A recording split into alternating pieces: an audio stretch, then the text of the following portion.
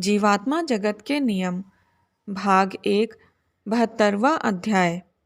अहंकार मनुष्य को आध्यात्मिक अवनति की ओर ले जाता है। हमेशा विनम्र रहिए।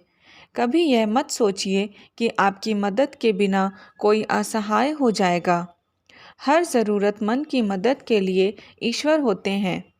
आप तो बस एक मनुष्य हैं। यदि आप प्रसिद्ध हो जाते हैं और अपने अंदर अहंकार का प्रवेश होने देते हैं तो एक दिन यही अहंकार आपके पतन का कारण बनेगा। इसलिए कभी भी अहंकारी मत बनिए। यदि आपके मन में अहंकार आ जाता है तो आप सरल तरीके से सोच नहीं सकते। आप बहुत सी गलतियां करते हैं और आध्यात्मिक रूप से नीचे गिर जाते हैं। यदि आपका सर हवा में है तो इसमें बस हवा ही भरी रहेगी और कुछ नहीं। आप में कोई समझदारी नहीं होगी। यकीन मानिए, कोई आपके बिना असहाय नहीं होता। असहाय तो सर्वशक्तिमान ईश्वर के बिना आप हो जाएंगे। जो भी यह सोचता है कि उसके बिना कोई बेसहारा हो जाएगा, वह सबसे बड़ा मूर्ख है। यदि ईश्वर ने आपको गर्व करने लायक कुछ दिया है तो विनम्र बनिए, अन्यथा आप ज़रूर पतन की ओर बढ़ेंगे। समय से पहले कुछ भी नहीं होता, इसलिए प्रतीक्षा कीजिए और बेफिक्र रहिए। आपके तनावग्रस्त होने से कुछ भी अपने समय से पहले होने वाला नहीं।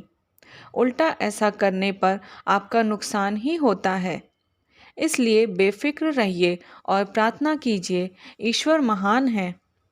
पृथ्वी पर आपको बुरी और दुष्ट आत्माओं के साथ रहते हुए अपनी आत्मा को शुद्ध, सबल और सात्विक बनाए रखना पड़ता है। यह बहुत ही मुश्किल काम है, लेकिन ईश्वर भली आत्माओं के साथ ही रहते हैं और यदि उन्हें उनकी रक्षा की आवश्यकता होती है तो वे उनकी देखभाल करते हैं।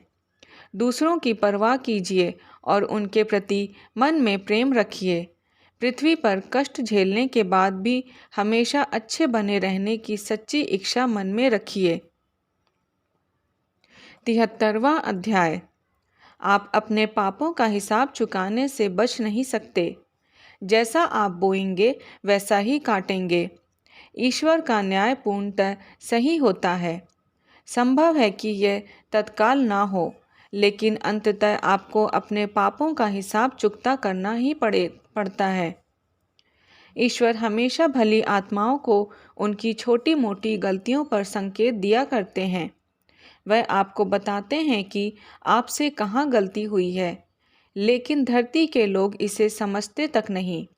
इसलिए रुकने और सुधरने की कोशिश करने के बजाय वे दुष्टता की ओर और भी गहरे धंसते चले जाते हैं। यदि वे अपने दुष्ट कामों में असफल हो जाते हैं तो वे यह नहीं सोचते कि ऐसा होने का अर्थ है कि ईश्वर नहीं चाहते कि उनसे पाप हो। इसके बजाय यह सोचते हुए वे और भी पाप कर्म करने पर उतारू हो जाते हैं कि मैं कितना होशियार हूँ, यह दिखाकर रहूँगा। हमेशा हमें ऐसी आत्माओं पर दया आती है।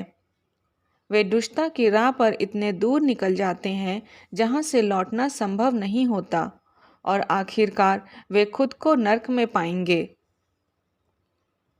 धन्यवाद।